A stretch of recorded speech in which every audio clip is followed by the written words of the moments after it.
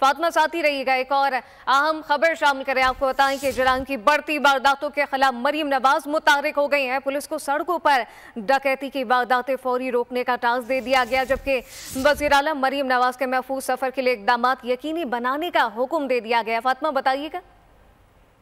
जी बिल्कुल ऐसा ही है। वज़ीर आला पंजाब मरियम नवाज शरीफ के इजलास में उन्होंने खुसूसी तौर पर जो आजकल ओवरऑल पंजाब में क्राइम की जो शरह है उसमें मज़ीद इजाफा होता जा रहा है, जिसमें उन्होंने आला हुकाम पे बड़ी बरहमी का इजहार किया और उन्होंने कहा कि जल्द अज जल्द मुझे क्राइम की जो शरह है वो नीचे लाती हुई नजर आनी चाहिए। और उसमें उन्होंने आला हुकाम से IG पंजाब से इक़दामात यकीनी बनाने का भी हुक्म दिया है। पंजाब की हर सड़क गली मोहल्ले को महफूज बनाना होगा और उसमें किसी को भी जुर्म करने की इजाजत ना होगी।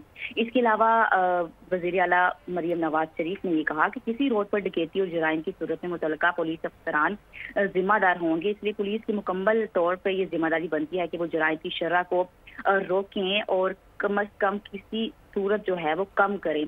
और इस इजलास में पुलिस अफसरान की कारकर्दगी रिपोर्ट भी पेश की गई, जिसमें वज़ीर आला पंजाब मरियम नवाज शरीफ ने तमाम अफसरान की कारकर्दगी का जायजा लेते हुए उन्हें सराहा और मजीद उन्हें ये कहा कि जी इसमें क्राइम की जो रोज बढ़ती हुई शरह है इसमें मुझे हर सूरत में इस इजलास में senior minister Maryam Aurangzeb, chief secretary Zahid Akhtar Zaman, home secretary Noorul Maryam Nawaz का एक और एहसन इक़दाम। फातिमा शराजी अपडेट कर रही थी, आपका शुक्रिया।